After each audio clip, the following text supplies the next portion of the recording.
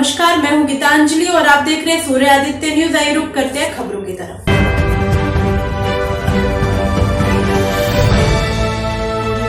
Lucknow Samajwadi party प्रदेश कार्यालय पर राष्ट्रीय अध्यक्ष अखिलेश यादव ने लोहिया वाहिनी के तमाम पद अधिकारी और कार्यकर्ताओं के साथ बैठक की और पूर्व मुख्यमंत्री अखिलेश यादव ने युवाओं से जुड़े मामलों पर चर्चा की। पीड़ा भी है। मैं 8 साल से जर्नलिज्म में तो पीडीए में हुआ नहीं सर, गंभीर विषय है, मेरे ऊपर मुकदमा हुआ है। पहले मैं कह दूं, अगर आप मुझे तो पता नहीं आप पत्रकार है कि या सहयोग समर्थन करने आए हैं। नहीं सर, मैं पत्रकार हूँ 8 साल से और इस तानाशाह सरकार का मैं हमेशा से जुल्म सहता आया हूँ। 6 बार नौकरी से निकाला गया हूँ, लेकिन मुझे उसकी पीड़ा नहीं है। मैंने पहलगाम हमले पे सवाल पूछे कुछ, लेकिन उस सवाल के बाद मेरे ऊपर IT एक्ट में मुकदमा दर्ज करा गया है 67 के तहत, 352 के तहत। उसकी भी मुझे पीड़ा नहीं है मुकदमा होने के बाद। लेकिन अब मुझे धमकियां मिल रही है, फोन पे आतंकवादी कहा जा रहा है और ये भी कहा जा रहा है कि हफ्ते भर के अंदर तुझे मार दूंगा। मेरे घर से निकलना सर मुश्किल हो गया है, पत्रकारिता मेरी खत्म हो चुकी है। और आप यूट्यूबर हैं लगता है। मेरा परिवार रो रहा है। किसी अखबार में ये सर मेरे पास है सर। मैं एंकर हूँ, टीवी न्यूज एंकर।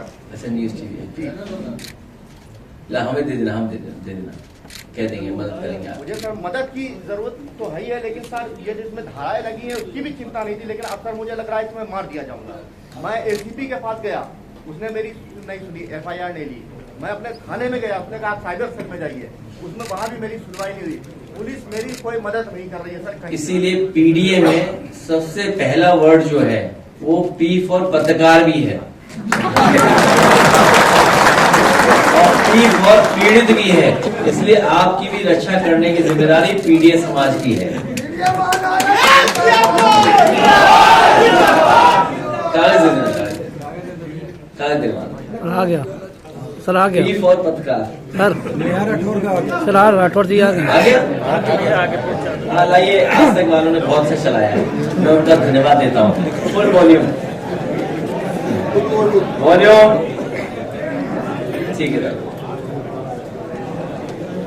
पाकिस्तान के सोशल मीडिया पर हो रही है।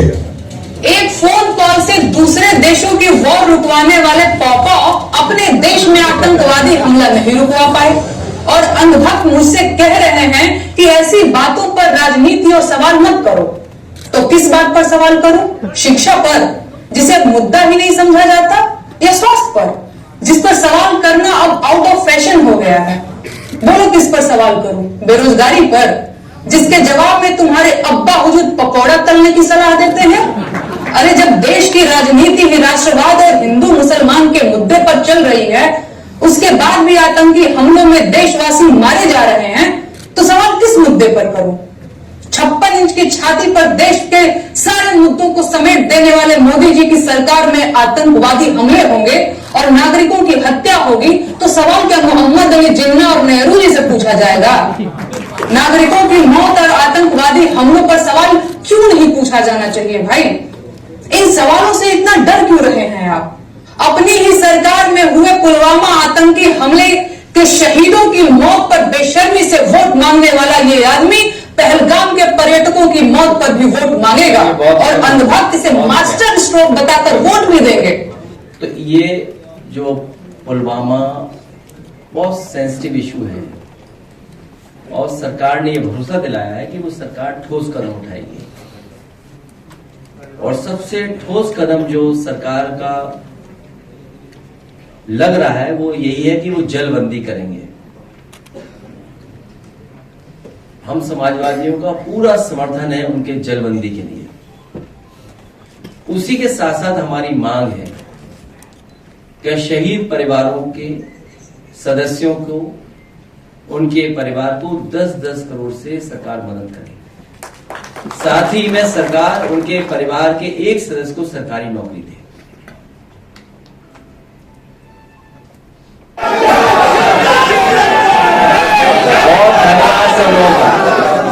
बहुत धन्यवाद। ये ऊर्जा इसलिए भी है कि डॉक्टर राम मनोहर लोहिया जी के नाम का ही ये संगठन है, लोहिया वाहिनी। और दूसरा, एनर्जी इसलिए ज्यादा दिखाई दे रही है कि उनका रंग लाल है ड्रेस में। अभी तक तो हम लोग कैप पहनते थे, लेकिन अब अगर देखोगे तो इनका जो शर्ट का रंग है वो भी लाल है। हालांकि कई संगठनों पर डंडा भी है, हम किसी को डंडा नहीं देना चाहते, क्योंकि हम लोकतंत्र पर, कानून पर और इस देश के संविधान पर भरोसा करते हैं। आज जो हम लोगों की बैठक हुई है, युवाओं से जुड़े मामलों पर और युवाओं के सामने जो परिस्थितियां हैं और राजनीतिक जो संगठन के माध्यम से हम लोगों को काम करना है, उसको लेकर के बहुत सारे हमारे लोहिया वाहिनी के साथियों ने सुझाव दिए हैं। यहां पर जो बात हुई है वो यही फैसला लिया है कि बेरोजगारी को लेकर के, घटती नौकरियों को लेकर के, योग्यता अनुरूप काम की कमी होना या कम वेतन पर नौकरी मिलना, युवतियों के लिए असुरक्षित वातावरण जो पैदा हो गया है सरकार में, और जिस तरीके से भारतीय जनता पार्टी ने राजनीतिक हस्तक्षेप बढ़ाया है शिक्षा के क्षेत्र में, अधिक फीस महंगी हो गई है, शिक्षा का लगातार निजीकरण होता जा रहा है, या शिक्षा में वो व्यवस्था लागू हो रही है जो गरीब गांव में रहने वाले लोग हैं या मध्यम वर्ग के लोग हैं, उनसे शिक्षा दूर होती चली जा रही है। ऑनलाइन शिक्षा की भी समस्याएं हैं, उनको लेकर के भी सुझाव आए हैं। और इधर जो रोजगार की बात तो हम लोग करते हैं, लेकिन इस सरकार में कमीशनबाजी बहुत बड़ी है, भ्रष्टाचार की भी सीमाएं, ये सरकार के अधिकारी मिलकर के सब सीमाएं तोड़ चुके हैं। इसी तरह मुद्रा वाली योजना को हम लोग बार बार कहते हैं और कई बार कहा कि 33 लाख करोड़ रुपए बांटे गए हैं और 52 करोड़ लोगों को पैसा मिला है, और ये सरकार मानती थी कि एक व्यक्ति को कम से कम रोजगार इससे मिलेगा। तो अगर ये बात हम सरकार की स्वीकार कर लें तो एक भी नौजवान बेरोजगार नहीं बचना चाहिए, हर एक के पास रोजगार होना चाहिए। युवा ही संविधान की रक्षा करेंगे, और न केवल संविधान की रक्षा करेंगे बल्कि आरक्षण को भी बचाने का काम यही युवा करेंगे मिलकर के।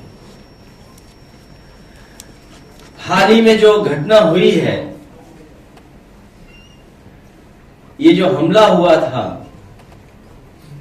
ये हमला इसलिए भी हुआ है कि सुमन जी दलितों को कुचलने वालों के खिलाफ आवाज उठाने के लिए बुलंदशहर के उस सुनहरा गांव में जा रहे थे, जहां सत्ता सजातियों ने कुछ दलितों को कई बार बेरहमी से रौंदा था। ये भी एक ही तरह के हैं लोग, इसलिए समर्थन है। अखिलेश जी, पहलगाम हमले को लेकर एक लोक गायिका है नेहा सिंह राठौर, उन्होंने सरकार से सवाल पूछा तो उनके ऊपर FIR लिख दिया गया। और वो तो अभी विषय हमने कविता नहीं सुनी उनकी, अगर उन्होंने कहा होगा तो अच्छा ही कहा होगा। देशद्रोह तक उन्होंने ये कहा है। नहीं, अगर कहोगे तो प्ले करा देंगे। पहले हमारा तो कोई परिचय नहीं था, पिछली बार मैंने आपसे बोला था, कहो तो हम इस पे चलवा दे। वो भी मैं चाहूंगा कि कौन से पे मिलेगा उनकी पूरी कविता, बताओ, मैं चलवा दूं। उसी पर है, उन्हीं के हैंडल पर है। उनके हैंडल से नहीं चलाएंगे, किसी न्यूज चैनल से चलाएंगे। मुझे लगता है आज तक ने बड़ा अच्छी कवरेज दी, और वो इस बात पे आज तक वाला दिखाई यूपी तक वाला। बीजेपी सरकार में पीडीए की जातियों पर चुन चुन करके हमला हो रहा है। बीजेपी की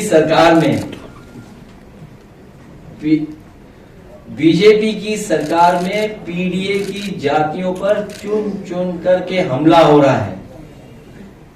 इलाहाबाद में दलित को जिंदा जला दिया था। वाराणसी में पटेल जाति के नौजवान को गोली मार दी।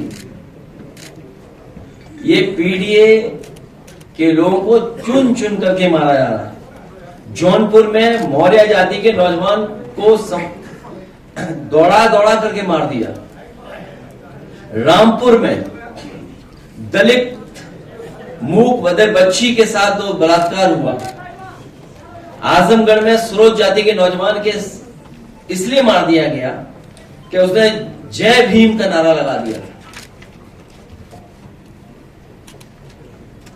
ये नए तरह का ट्रेंड चल रहा है, नए तरह का ट्रेंड है। अगर गाना कविता मिल गई हो तो चला दीजिए। इसी तरह हमारा एक समाजवादी साथी पर सोशल मीडिया पर उसने कोई टिप्पणी कर दी या कुछ लिख दिया, पुलिस ने और थाने में जाकर के मारपीट सुनने में आ गया। अभी कविता आ गई। इसलिए आर्थिक समानता पर जो हम लोगों की लड़ाई है, जो भेदभाव पैदा किया है, ये बहुत सी चीजें सरकार चलाएगी जिससे हमारा ध्यान हट जाए। न हम हमले से डरने वाले लोग हैं, न किसी के डराने से डरने वाले लोग हैं, क्योंकि हम सबको मिलकर के भारतीय जनता पार्टी को उत्तर प्रदेश से सफाया करना है, उसकी तैयारी हम लोग कर रहे हैं। और जो हमारी लड़ाई है आर्थिक समानता की और सामाजिक न्याय के राज की स्थापना की, बहुत सारी समस्याओं का समाधान तभी हो जाएगा जिस दिन हम सब लोग सामाजिक न्याय के राज की स्थापना करने में कामयाब हो जाएंगे। उसी समय बहुत सारी समस्याओं का अपने आप समाधान हो जाएगा। सर, बीएसएफ जवान पूर्ण कुमार साव को पाकिस्तान में गिरफ्तार कर लिया है, उनके कब्जे में है। परिवार का आरोप है कि सरकार कोई भी सुनवाई नहीं कर रही है और उस जवान की रिहाई के लिए कोई भी कदम नहीं उठा रही। सरकार को पूरी जिम्मेदारी के साथ और जो भी अपने डिप्लोमेटिक चैनल्स हैं, सब तरह के डिप्लोमेटिक चैनल्स का इस्तेमाल कर करके दबाव बना करके उसको छुड़वाना चाहिए। कि मैं घर गया हूं नहीं गया हूं या जाऊंगा नहीं जाऊंगा, सवाल ये कि आतंकवादी आपके घर कैसे आ गए। और सुनने में आ रहा है, जो उनके परिवारों के सदस्यों से सुनने में आ रहा है, जो और प्रदेश के जिनके परिवार के सदस्यों की जान गई है उनसे सुनने में आ रहा है। कहो तो उनके वीडियो में चलवा दो। इनके मंत्रियों को, इनके मुख्यमंत्रियों को क्या सुनना पड़ा।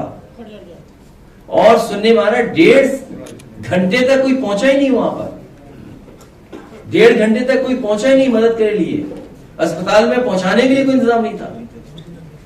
तो आप क्या कह रहे हैं, हम विश्व गुरु बन गए, अमृतकाल चल रहा है, हमारा डंका बज रहा है, हम दुनिया की ये तीसरी अर्थव्यवस्था बने जा रहे हैं।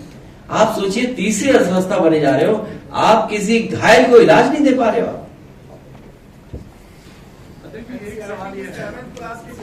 एक सवाल ये है कि सुप्रीम कोर्ट ने भी हार नहीं कहा है राहुल गांधी को लेकर, वीर सावरकर को लेकर, कि इस तरह की स्वतंत्रता सेनानियों पर टिप्पणी नहीं करनी चाहिए। समाजवादी वीर सावरकर को क्या मानते हैं? देखो, ये विषय बहुत लंबा है। देखिए, हर महापुरुष से लोगों की भावनाएं जुड़ी हुई हैं, इसीलिए किसी को ठेस नहीं पहुंचे, कोई शब्द ऐसे इस्तेमाल नहीं होने चाहिए। अभी आप अदरवाइज ले लोगे कि मैं एडवाइस राहुल जी को कर रहा हूं। खैर, भारतीय जनता पार्टी का जब गठन हुआ था, उस समय भारतीय जनता पार्टी में भी इस बात की चर्चा थी, इस बात की बहस हुई थी। और भारतीय जनता पार्टी के जो पहले प्रेसिडेंट थे, उन्होंने स्वीकार किया था कि इस देश को उनकी पॉलिटिकल पार्टी एक सेकुलर और सोशलिस्ट कंट्री बनाने की दिशा में लेकर के जाएगी। उस समय बताओ किसने फंडिंग की थी उस कार्यक्रम की?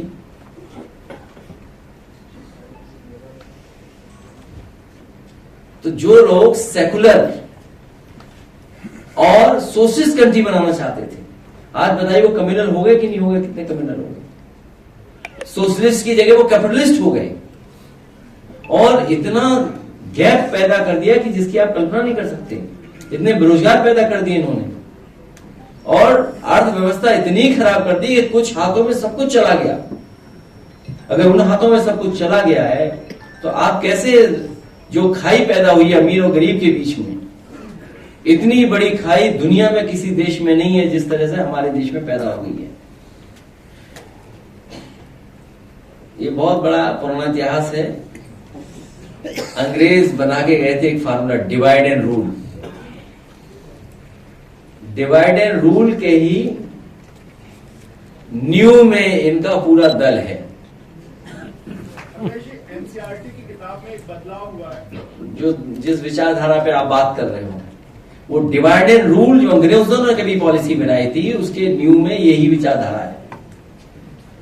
एनसीईआरटी की 7th क्लास की किताब में एक बदलाव हुआ जिसमें मुगलों से जुड़ी चीजें हटा करके महात्मा और सरकार की जो योजनाएं जैसे मेक इन इंडिया, क्रिकेट चीजें, तो उसमें ये भी जोड़ देते कि ये डिजिटल कुंभ था। 66 करोड़ लोग कैसे आए थे ट्रेन बस अपनी गाड़ियों से, ये भी तो बता देते, डेटा भी तो दे दें उसका। भाई अगर 66 करोड़ लोग आए थे, 66 करोड़ लोग आए थे, तो बच्चा 7th क्लास के ये भी तो जानना चाहेगा कि 66 करोड़ लोग बस से आए थे, ट्रेन से आए थे, पैदल आए थे। अब जैसे उदाहरण दो मुख्यमंत्री जी का, अखबार में ऐड दिया उन्होंने कि 17 एक्सप्रेस वे बन रहे हैं। हमने पूछा ये झूठ के एक्सप्रेस वे कहां बन रहे हैं 17? तो उन्होंने प्रचार बदल दिया, उन्होंने कहा कि 7 और 6 बन रहे हैं। तो 4 बोले सपनों में।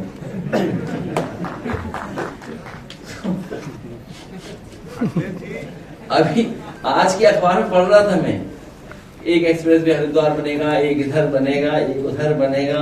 समय बचा नहीं है। 8 साल बना रहे हो आप, 00। 8 तब बनता है जब 2 जीरो हो। 8 साल 8 तब बनता है जब 00 हो, एक जीरो नीचे एक जीरो ऊपर, और बचा नहीं समय कुछ भी। आखिरी बजट आना है और कितने एक्सप्रेस वे बनाने जा रहे हैं, आप अखबार पढ़ लो। तो आप भी तो गलत लिखते हैं।